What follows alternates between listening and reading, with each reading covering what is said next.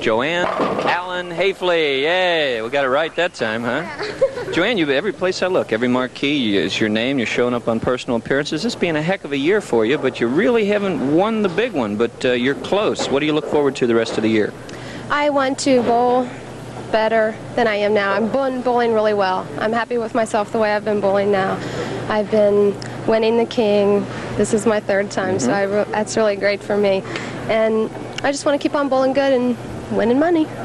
Well, speaking of money, here's $200 for you. A plaque is on the way. We've got you credited, your account credited with it. Congratulations. Thank you very much. Pewterpole's TV King of Bowling at the 12 finely honed lanes in Western Hills, stump lanes. Week number 9, we are in game number 2. Robin Burrus, honed. Honed. I mean, like polished. Oh, polished. Well used. Robin Burrus against Butch Temke. What side leaving the 10? Tom, I tell you what, that ball showed me something. He experimented around in shadow balls in between games. He finally found something. He went out and he threw the ball as well as you could possibly throw it. Ringing 10 pin, you see him picking up the real hard shell ball to go cross lane. Should skid out. Look out. Boy, he did that again. It did not do what he thought the ball would do. Didn't even come close. Butch Temke bringing a little bit of his following as Mr. Burrus sits down. Temke we saw back in week number 3 at the Super Bowl over in Erlanger, Doug Martin's place. And we see he lost in the first game, rolling a fine 222 that week. And looks like he found the range, qualifying this past week for the King at 748, which was high qualifier last week behind Bill Heflin. Already came in with the crown on his head. Butch Temke. You know, I have a feeling, Dave and Bo, that if Robin Burrus gives Butch Temke all the chances he gave George Richmond, this game could be over very early. Left lane, let's see how Temke finds him. Well, it didn't take him long to get the track down. Butch is young in years, but he's big on the ball. He throws, as far as big benders go, in this city right now, he throws as good a one as you're going to find. The accuracy from time to time leaves him, but right now he's lined up, very comfortable both lanes. Unbelievable. He brought that one. Don't you wish you could do that? That goes back to your point, Bo, the wrist. The young players today wrist the ball. Let's take a look. Look at that ball. That is on the 4th board at 50 feet down the lane, and it still hooks back to be flushly into 1-3. 10 pins in the pit. Every pin doing its job, and it's because that wrist was just cocked underneath the ball, and the fingers lifting up and underneath the ball. Powerful, powerful shot. Ball starts out somewhere around Queen City, and then just kind of brings itself right around. It gets on 275 and just circles around. At 3, 6, 9, and 10, looking at Robin Burrus in the 3rd frame. Nice crowd on hand. A lot of the BPA proprietors, as always, they show up for support, Bo. We sure do have a lot of support from our proprietors. Of course, we have Sam Coleman here working hard with us today. Walt Tarpley is from Durban Bowl. Tom Murphy's here from Stones Lanes. And I want to mention we have Bob Schmilling here from the ABC in the crowd. He has a surprise for Bill Heflin that Bill doesn't know about. Surprise! A $299 ring that Bill won in the U.S. Open qualifier for the BPA last fall. Another one? Just what Bill needs is another piece of jewelry, right? He'd start his own store. We said last week that Bill was expecting. Well, he delivered 2 little bambinos. Oh. Twin girls. That's just like Bill to throw a double, you know? Of course. I'm sure his daughters and sons don't want to hear about triples. Oh yes, true to form all day. Butch Temke. 2 strikes and a spare for Mr. Temke. You know, Butch is working on his game a lot. He's been out working in all the different centers in the city, video, equipment, and everything. I see we got the score up on the board here. Yeah, 20 pin advantage going to Mr. Temke, the big cranker. Spare, both players with a spare. There we go, the big bender again. It is going to strike all day long if you keep it in the pocket, but it's tough to keep it there. Leaves the 2, 4, 8, 10. Extremely difficult. I'd really like to see Butch make this because folks at home, this is a tough one. You have to bend it. Now here's what Butch is going to try to do. Make his ball just glance the 2-pin. Throw the 2-pin into the 10 and the 4 into the 8. Let's watch. Oh. Now that's the basic idea. Right. If he did glance the 2-pin, he would have gotten over. So, once again, maybe I was premature in saying that Robin Burrus shouldn't hand the hammer to Butch Temke, because Temke's pretty much handed it right back. Burrus could get on his horse, maybe put 10 in the pit, just start to get the string going. He made a move on the lanes that time. He moved deeper inside to find or look for a little more oil or skid area. He found it. The ball did not react coming back quite as he has anticipated. The 2-8, the spare that won him the first match. Let's see if he can make it again.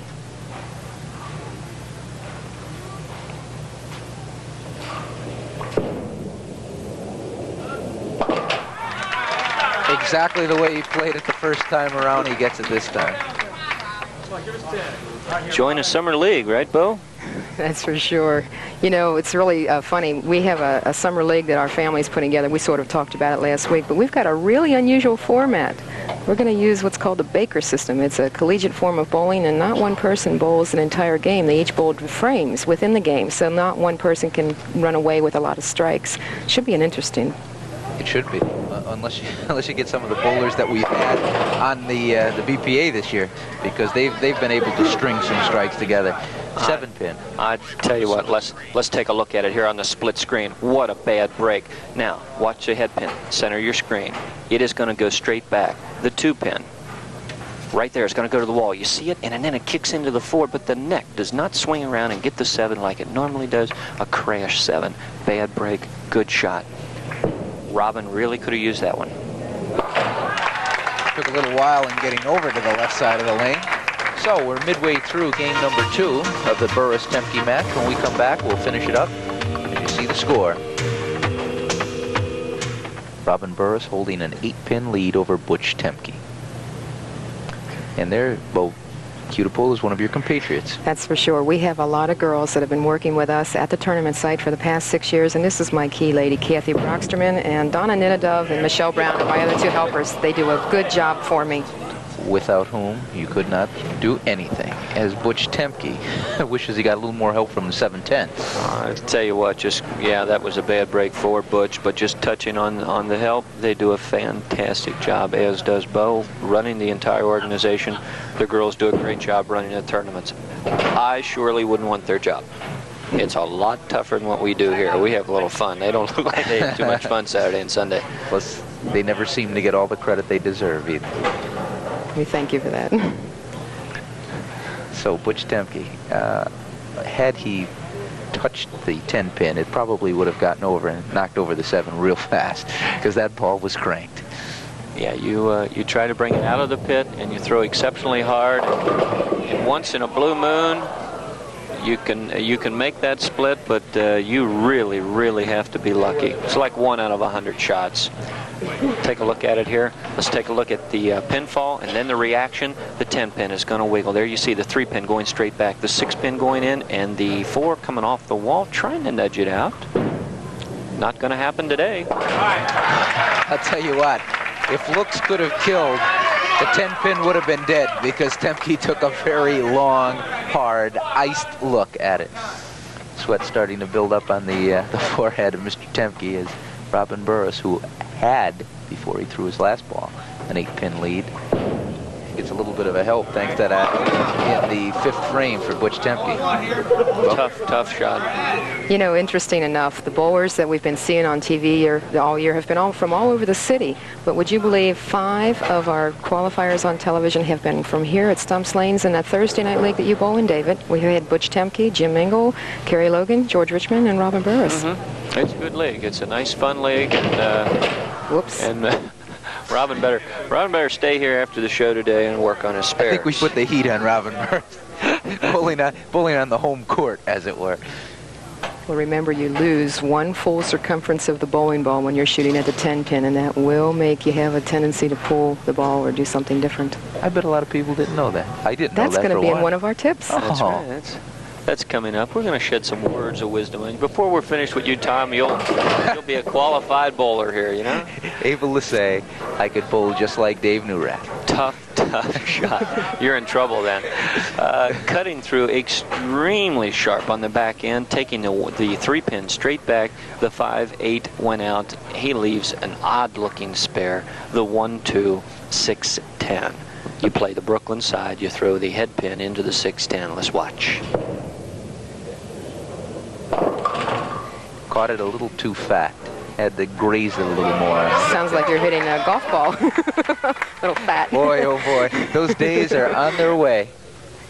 Beautiful day today in all of Cincinnati. Get out and enjoy it, even though it's tough after this is done. To rip yourself away from the NCAA Final Four as Butch Temke puts 10 in the pit. He's back on his horse. He had some trouble in the middle frames, but now's the time. Do they have holes in those balls? No, you seem to be able to put 2 hands on it, too. You don't need just one. Okay, I noticed they throw it up there pretty easily. At 5'8", 140, basketball was never one of my primary interests. We tend to lean toward the quicker sport. That's right. You know, touching on that point for a minute, Bo and Tom, bowling is probably the greatest sport around because it doesn't matter how you're built, how big or small you are, how young or old. Bowling's the largest public participation sport in America for one reason. Anybody can do it. And it's a lot of fun, and we promote you to join a summer league. Come on out. I know when I was watching the show years ago, I'd watch the show, and then I'd get all pumped up, and I want to go out and run out and bowl someplace. That's what's happening today. It's a great, great sport.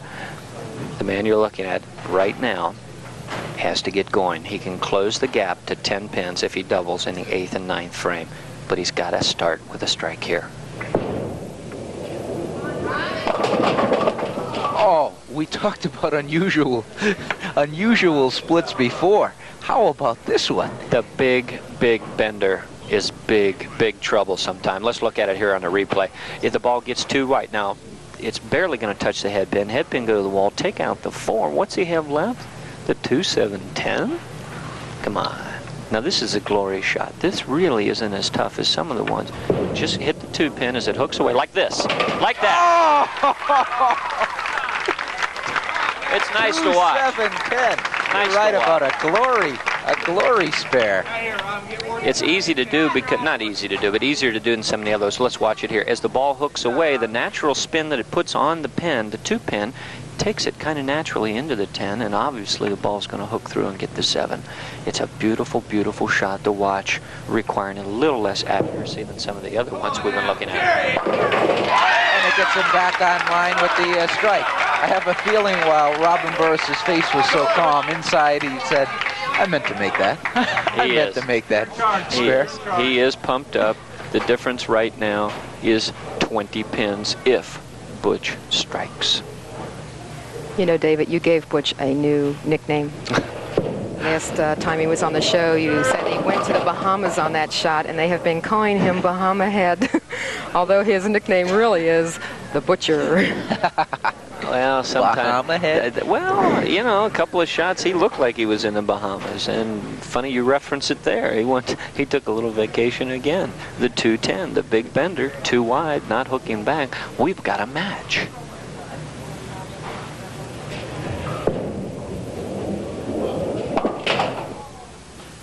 .149 in the 9th frame. Mr. Burrus, if he strikes it out, would end up at 182. Mr. Butch Temke couldn't do a thing about it. His job right now is to throw the first 2 in the 10th frame to force Ron Burrus to get the first one. Let's watch. He's got to have a double.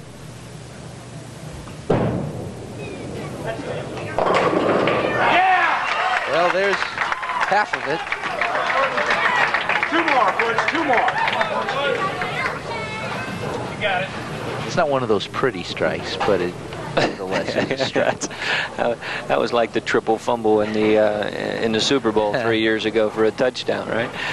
Situation is this: with 1 more, Butch Temke will force Mr. Burrus to get the first one. No help at all. Well, that's the first sign of questioning your game, I guess, when you talk to yourself on the way back from the line.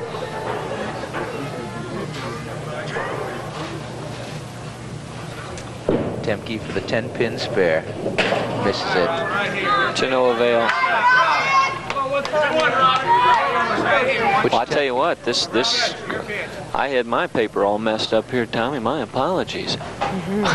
Mr. Burrus needs the first strike to win. See what Robin Burrus can do. Off a strike, 10th frame. Got to have it. You need one. What do? You go to your power. The kid's power is power, and he just strapped. Look at that ball.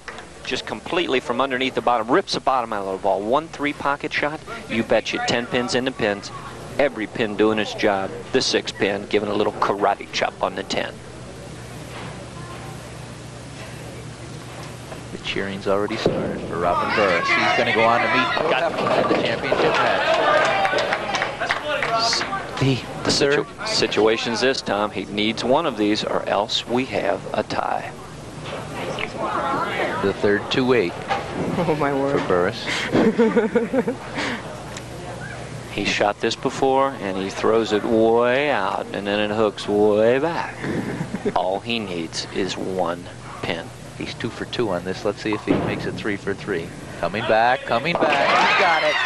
Robin Burrus, the champ, for game number 2, as he shakes hands with Butch Temke. Burrus takes his ball into the championship match. You see the score, 170 to 168. Burrus will now go on to meet the king, Bill Hafley. When we come back, Cutiple's TV King of Bowling.